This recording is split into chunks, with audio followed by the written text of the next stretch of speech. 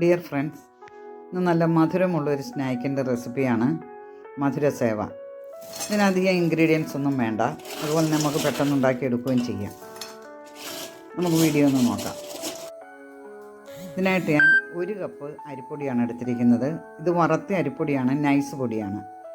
അതുപോലെ തന്നെ 3 കപ്പ് കടലമാവും എടുത്തിട്ടുണ്ട്.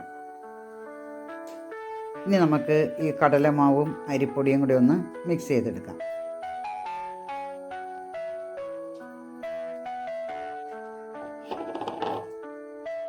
ആവശ്യത്തിന് ഉപ്പും ചേർക്കുക.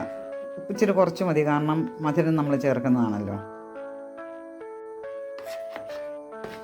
എല്ലാം ഒന്ന് ഇളക്കി യോജിപ്പിക്കുക. ഇനി ഇത് കുറേശ്ശെ വെള്ളം ഒഴിച്ച് നമുക്കൊന്നിത് കുഴച്ചെടുക്കണം. അതായത് നമ്മൾ ഇടിയപ്പത്തിനൊക്കെ കുഴച്ചെടുക്കല്ലേ, അതുപോലെയാണ് കുഴച്ചെടുക്കേണ്ടത്. വെള്ളം കൂടി പോകരുത്, അതുകൊണ്ട് കുറേശ്ശെ വെള്ളം ഒഴിച്ച് കുഴച്ച് വേണം എടുക്കാനായിട്ട്.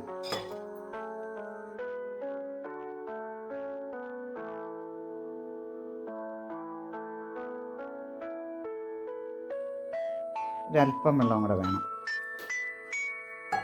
ഇനി നമ്മൾ കൈകൊണ്ട് കുഴച്ച് നോക്കിയിട്ട് വെള്ളം വേണമെങ്കിൽ നമുക്ക് കുറച്ചുകൂടെ ചേർക്കാവുന്നതാണ്. അത് വളരെ കുറച്ച് വീതം ചേർക്കാം.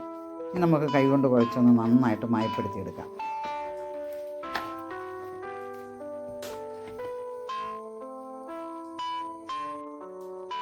ഒരു ടേബിൾ സ്പൂൺ വെളിച്ചെണ്ണ കൂടി ഒഴിച്ച് ഞാൻ കുഴയ്ക്കുന്നുണ്ട്.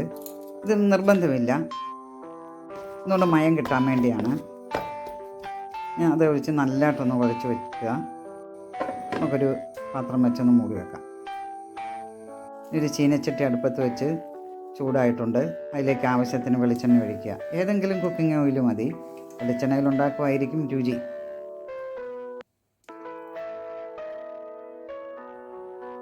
നമ്മുടെ സേവനാഴിയിൽ മാവ് നിറച്ച് നമുക്ക് അതിലേക്ക് ഇടാം. കുറേശ്ശെ എനിക്ക് കിട്ടിയ അച്ച് ഇച്ചിരി വലുതാണ് കേട്ടോ, കാരണം കറക്റ്റ് സൈസിനുള്ള ഇല്ലായിരുന്നു. ഇടിയപ്പത്തിനുമല്ല മധുരസേവയ്ക്കും അല്ലാത്തൊരു പാകമായതുകൊണ്ട് ഞാൻ വേറൊരു അച്ചാണ് എടുത്തിരിക്കുന്നത്.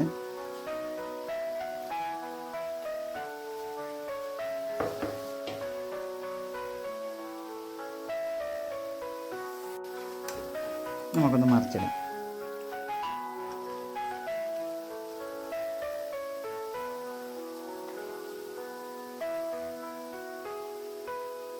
ഒരല്പം വലിപ്പം കൂടുതലുണ്ട്, എങ്കിലും സാരമില്ല.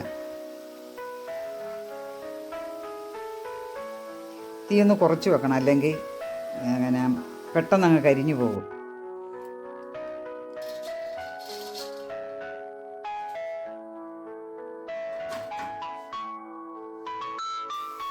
അതുപോലെ നമുക്കെല്ലാം ഒന്ന് ഉണ്ടാക്കിയെടുക്കാം.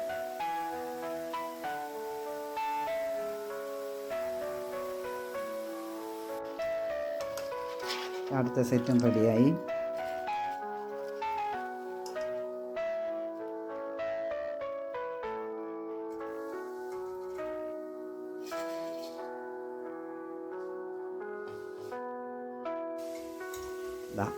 കംപ്ലീറ്റ് തീർന്നിട്ടുണ്ട്. മാവെല്ലാം നമ്മൾ ഇതുപോലെ വറുത്ത് കോരിയെടുത്തിട്ടുണ്ട്. ഇനി നമുക്ക് പഞ്ചസാര ലായനി ചേർത്താൽ മതി. ഇനി നമുക്കതിന് മുമ്പായിട്ട് ഇതൊന്ന് ചെറുതായിട്ട് മുറിച്ചെടുക്കണം. ഒരുപാട് നീളവും വേണ്ട, തീരെ ചെറുതുമാകരുത്, പൊടിയാകരുത്. ഇതുണ്ടല്ലേ, ഇത്രയും മതി, ഇതുപോലെ ഇരുന്നാൽ മതി. ഇതിനായിട്ട് ഞാൻ ഒരു 1.25 കപ്പ് പഞ്ചസാരയാണ് എടുത്തിരിക്കുന്നത്. അത് മധുരം അനുസരിച്ച് എടുക്കാം കേട്ടോ.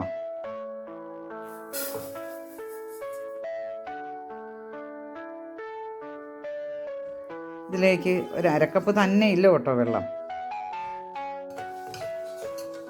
ഇത്തിരി വെള്ളം വേണ്ട, കാരണം പഞ്ചസാര അങ്ങ് പെട്ടെന്ന് ഉരുകുമല്ലോ.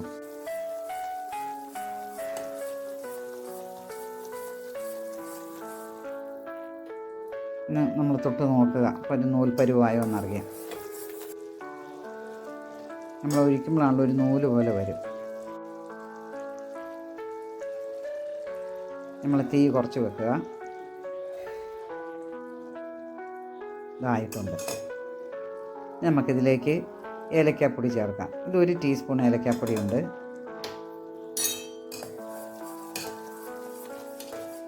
നമുക്ക് തീ ഓഫ് ചെയ്യാം. ഇനി നമ്മുടെ നമ്മൾ വറുത്ത് ഊരി വെച്ചതിലേക്ക് ഇത് ചൂടോട് തന്നെ ഒഴിക്കണം. പെട്ടെന്ന് ഇത് കട്ടിയാകും. അതുകൊണ്ട് ഇളക്കിയിട്ട് പെട്ടെന്ന് കുറേശ്ശെ ഒഴിച്ച് എടുക്കണം.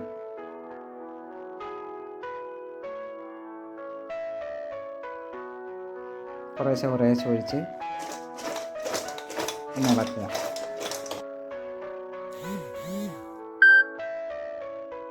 ഇതിൻ്റെ അടിയിൽ കുറേ ഇങ്ങനെ കിടക്കും കേട്ടോ പഞ്ചസാര, നമ്മളിതെല്ലാം ഉണ്ടാക്കി കഴിയുമ്പോഴത്തേന്.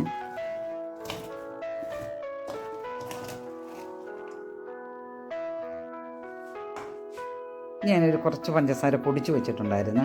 അത് കുറച്ച് നമുക്കിതിൻ്റെ മുകളിലോട്ട് ആ ചൂടോടെ തന്നെ വിതറണം, എങ്കിലേ അത് പറ്റി പിടിക്കുകയുള്ളൂ. മധുരസേവയല്ലേ, ഇച്ചിരി മധുരം ഇരുന്നോട്ടെന്ന് വെച്ചു. അതൊക്കെ ഇത് ചേർത്തില്ലേലും കുഴപ്പമൊന്നുമില്ല കേട്ടോ.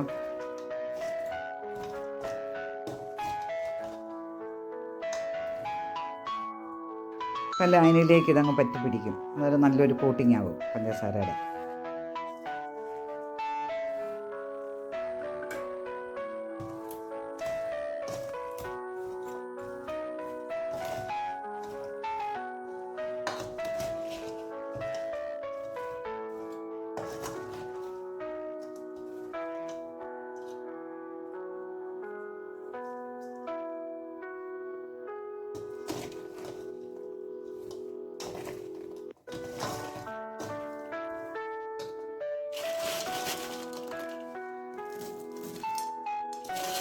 ഇനി നമ്മൾ വേറൊരു പാത്രത്തിലേക്ക് ഇടുവാണ്. കാരണം ബേസിൻ്റെ അടിയിൽ കുറേ പഞ്ചസാര കാണും.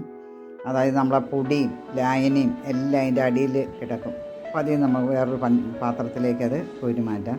നമ്മുടെ മധുരസേവ എല്ലാം റെഡി ആയിട്ടുണ്ട്. നല്ല ടേസ്റ്റുള്ളൊരു സ്നാക്കാണ്.